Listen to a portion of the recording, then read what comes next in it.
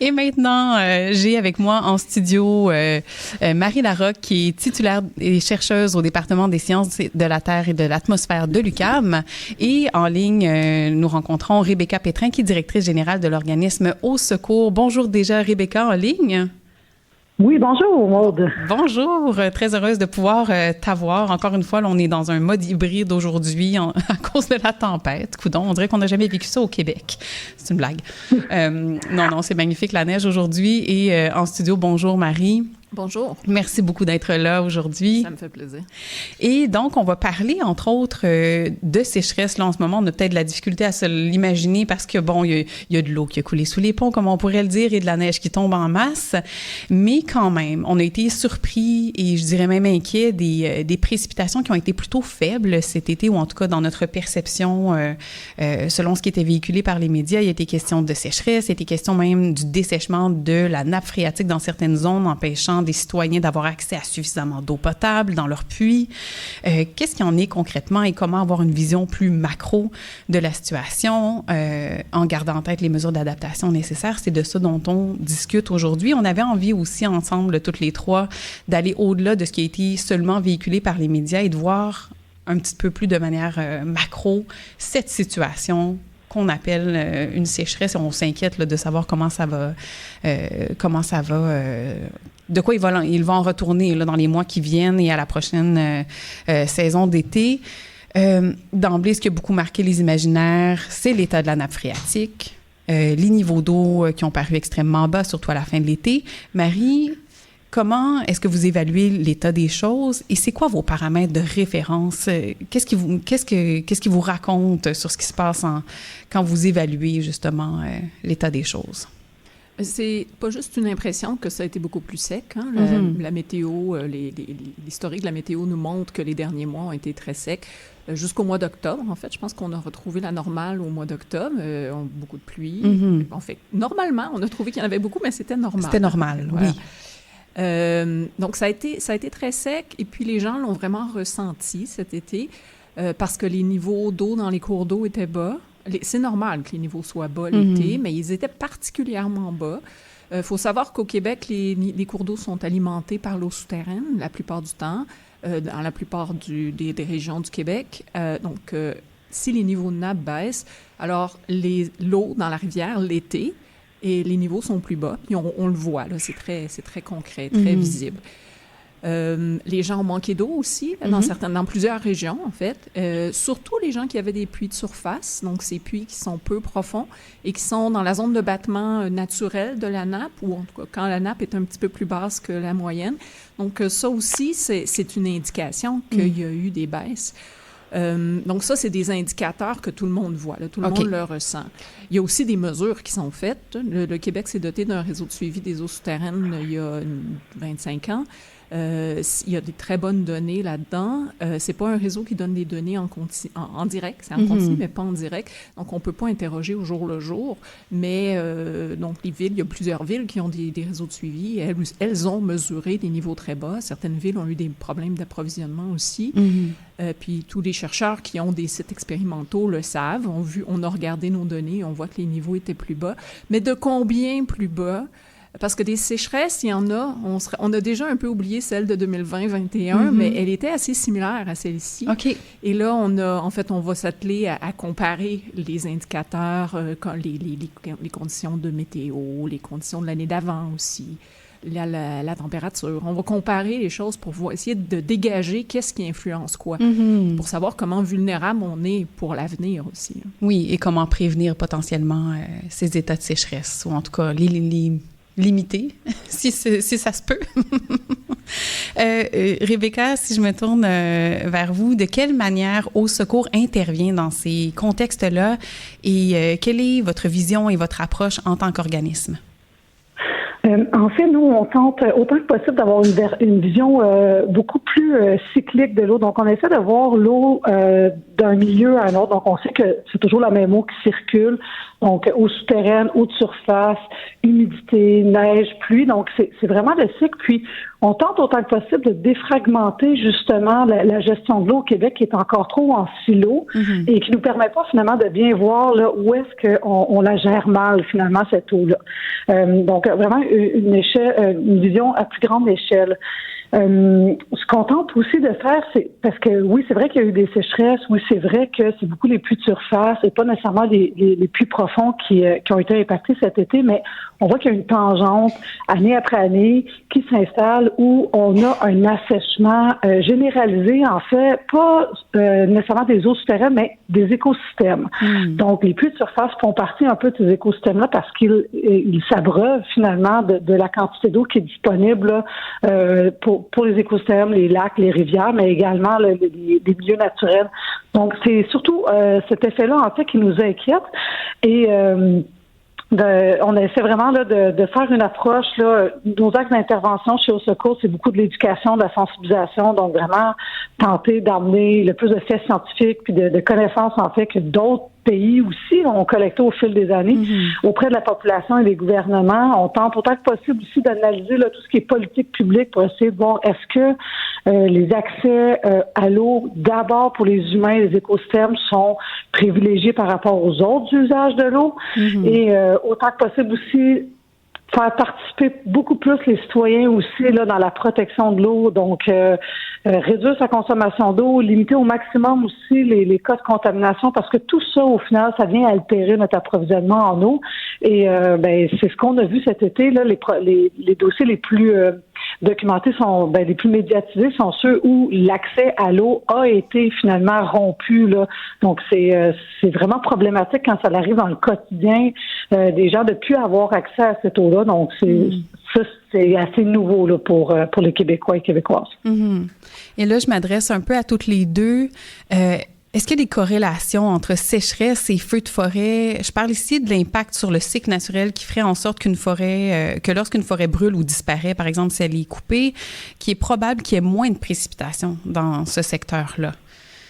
Marie, je ne sais pas si vous avez... C'est une très bonne question. Ouais. Je pense qu'on ne le sait pas encore exactement. Oui, on pense... il y a des chercheurs qui sont spécialistes de la forêt et des incendies de forêt. C'est pas mon cas, mais dans une approche globale du cycle de l'eau, si on a moins d'arbres, on va avoir moins d'évaporation, donc moins de vapeur d'eau dans l'air, et donc peut-être moins de précipitations, c'est possible. Il y a aussi des changements qui se font au niveau du sol, c'est-à-dire que quand on n'a plus de forêt, il y a moins de rétention au niveau du sol. Il y a souvent une remontée de la nappe parce que les arbres ne puisent plus dans la nappe, donc la nappe peut remonter. Il va y avoir plus de ruissellement aussi, il peut y avoir plus d'érosion. Ce sont des phénomènes transitoires, je pense, et si à partir du moment où où on replante, ou alors la forêt se régénère naturellement, ça se rétablit. OK. Mais c'est des cycles, hein, oui. Nécessairement. OK. Donc, il y aurait quelque chose davantage de cyclique là-dedans. Et puis, on a peut-être moins de données concrètes, mais on comprend qu'il y a quand même un impact à court, moyen terme d'ici à ce qu'il y ait une régénération de ces forêts-là. Rebecca, je ne sais pas si tu voulais te prononcer sur ce sujet-là. Oui, mais en fait, le cycle que Marie vient de décrire sur l'évaporation faite par les végétaux et tout, c'est de mieux en mieux documenté. Ça se nomme le petit cycle de l'eau, en fait, et c'est ce qui était en fait majeur là au niveau du cycle de l'eau territorial. Donc, le grand cycle de l'eau, celui qui s'approvisionne à même les océans, est responsable d'à peu près juste 30-40% de notre approvisionnement en eau de pluie et de neige. Tout le reste, là, en fait, de l'eau qu'on reçoit du ciel provient directement du petit cycle de l'eau. Donc, à partir du moment où on coupe les milieux naturels, qu'on compacte le sol, qu'on en fait des terres agricoles ou des villes, donc des zones urbaines, il y a un double effet, en fait, qui se fait ici, c'est que, et de un, on perd notre pouvoir de rétention d'eau et d'évapotranspiration, donc de remettre l'eau en circulation dans l'atmosphère. Et le deuxième effet, c'est que en se bloquant de cet effet de rétention d'eau-là, on chauffe le sol, donc les sols deviennent très chaud et cette chaleur-là, en fait, ne peut plus être dégagée sous forme de vapeur d'eau, donc elle génère, elle aussi, la sécheresse. Donc, la perte des milieux naturels et du pouvoir, en fait, de rétention d'eau nous amène dans un cercle vicieux qui fait que l'air devient de plus en plus chaud et de plus en plus sec. Et cette même air-là, en fait, en montant vers le ciel, a tendance à repousser en plus les nuages de pluie qui, eux, sont froids. Donc, en plus de réchauffer l'air, on repousse les pluies qu'on aurait dû recevoir normalement. Donc, ce sont des travaux là, qui durent depuis une vingtaine d'années, qui gagnent en popularité et je considère qu'au Québec, on devrait de plus en plus s'attarder aux résultats de ces recherches-là parce que ça pourrait faire une grosse différence sur notre façon, en fait, d'aménager notre territoire, surtout dans le bas du Québec. Oui, ben d'avoir une compréhension globale, là, comme tu viens de le décrire, Rebecca.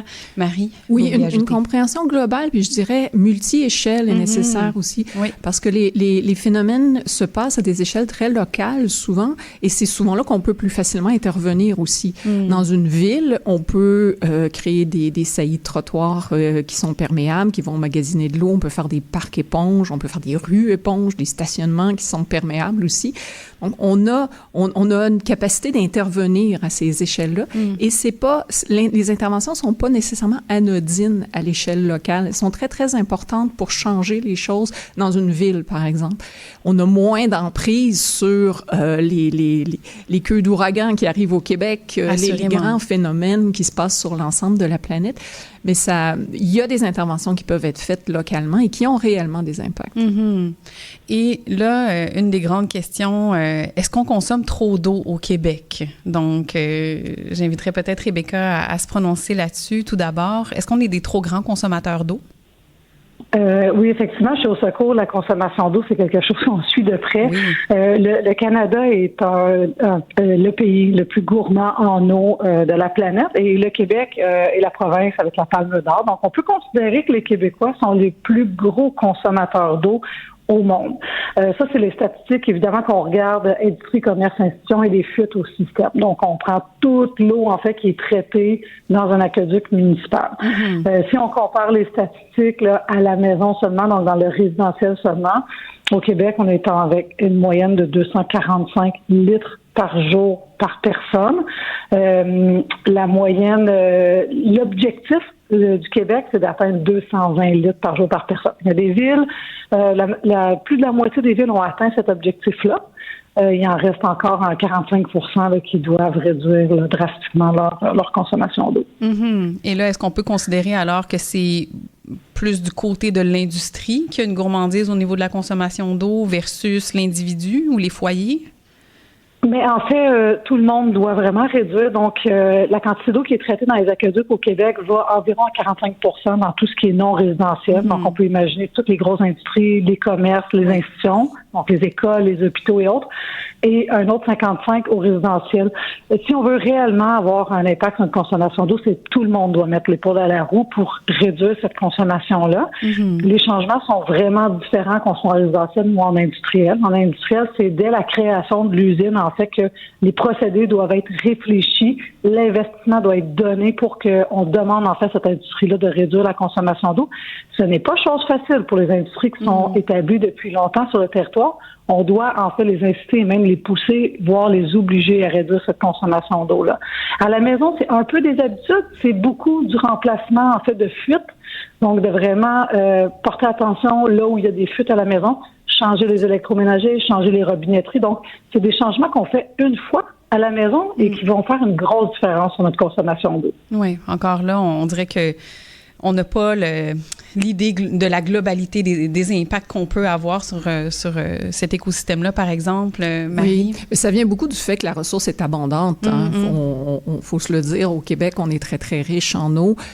Puis c'est un peu dans l'imaginaire collectif que c'est une ressource qui est infinie. Oui. Elle n'est pas infinie, c'est clair, que ce soit à la surface, au souterrain, puis dans sa globalité et dans ses interactions aussi. Il y a des limites et qui sont pas les mêmes partout sur le territoire, qui sont pas les mêmes selon les types d'usage du sol qu'on fait aussi. Mais ces limites sont là. Puis il faut tranquillement que ça rentre ça aussi dans l'imaginaire collectif, que dans un climat changeant et avec des pressions humaines de plus en plus importantes aussi partout, ce sont des pressions en fait qui vont un peu dans la même direction puis qui viennent s'exacerbent mutuellement. Et ben dans ce contexte-là, oui, il faut consommer moins. Puis je suis 100% d'accord avec Rebecca que on a du chemin à faire. Oui. Individuellement, c'est encore un peu difficile. C'est un peu marginal, peut-être les gains qui restent à faire. Mais en termes de société, des industries, les fuites d'eau dans les conduites, c'est des gros problèmes aussi. C'est pas des choses qu'on règle nécessairement simplement. Oui, assurément. Et puis, effectivement, on a encore beaucoup de chemin à faire dans la conscience collective aussi. Puis on dirait que tant que c'est pas arrivé dans notre cours, on s'en rend pas compte ou ça existe pas vraiment jusqu'à ce que ça nous soit arrivé personnellement. Là, qu'est-ce qui seraient les mesures à préconiser sur le territoire québécois pour s'adapter aux nouvelles réalités qui concernent l'eau, l'accès à l'eau et qu'est-ce que nos gouvernements pourraient mettre en place dès maintenant pour protéger les sources d'eau potable? Marie? Oui, bon, je suis sûre que Rebecca a beaucoup d'idées aussi en ce sens-là. Évidemment, mon regard vient d'une approche scientifique aussi. Moi, je pense qu'on a besoin c'est très, très important de maintenir les suivis. On a besoin des suivis en temps réel pour savoir où on est rendu avec la ressource. Et si on a cette connaissance-là, on est en mesure ensuite d'intervenir. Par exemple, si on sait que les niveaux de nappe sont particulièrement bas dans une certaine région et qu'on a identifié auparavant des seuils, des indicateurs, alors on peut intervenir temporairement pour limiter les usages ou les pressions supplémentaires sur la ressource. Je pense que ça, c'est une voie qui est particulièrement intéressante et qui a été utilisée ailleurs dans le monde aussi depuis longtemps, alors dans les endroits où il y a peut-être moins d'eau que chez nous, mais qui est très prometteuse. Je pense que c'est un peu la façon de faire. Il faut savoir où est la ressource et ensuite, il faut l'attribuer selon une certaine priorisation des usages. Et Rebecca, de votre côté, qu'est-ce que vous prioriseriez à ce niveau-là? Je suis tout à fait d'accord avec Marie que ça va nous prendre beaucoup plus de données sur les usages puis sur la quantification de la ressource. À cela, j'ajoute l'importance, en fait, d'assurer le renouvellement de cette ressource-là. Donc, on entend souvent l'eau est renouvelable, l'eau ne l'est pas. Tout dépend, en fait, de la façon qu'on arrive à la retenir, cette eau-là. Donc, une des choses qu'on doit vraiment mettre en place, c'est un gros changement de perception. Donc, de cesser de voir l'eau comme étant une façon d'évacuer nos déchets ou souvent, quand on parle de rétention d'eau, aux gens qui sont peu accoutumés, on parle de moisissures, de boue, de moustiques également. Donc, il faut changer vraiment cette vision de voir la rétention d'eau parce que c'est la seule et unique façon qu'on va s'assurer d'en avoir de la nouvelle, finalement, de l'eau renouvelée. Parce que si on ne fait que partager, en fait, ce qui reste, puis qu'on n'assure pas le renouvellement de la ressource, nécessairement, on va finir par en manquer, surtout dans le sud du Québec. Donc, de vraiment accentuer de beaucoup là, les obligations en rétention d'eau. Calculer les bilans hydriques des municipalités, des régions, des OBV ou même un bâtiment industriel pourrait commencer le calcul, en fait, de son bilan hydrique, l'eau qui rentre, l'eau qui sort, et ajouter ça finalement à notre bagage de connaissances scientifiques là, qu'on va avoir sur le territoire. Mais merci à toutes les deux de nous avoir permis d'observer, c'est ça, une vision plus globale de la situation avec ce qui s'est passé, mais ce qui nous attend aussi, ce qui pourrait être fait surtout. Donc, merci Rebecca Pétrin, directrice générale de l'organisme Au Secours, ainsi que Marie Larocque, professeure et spécialiste des eaux souterraines au département des sciences de la Terre et de l'atmosphère à l'UQAM et titulaire de la chaire de recherche eau et conservation du territoire. Merci beaucoup à toutes les deux. Merci à vous. Merci.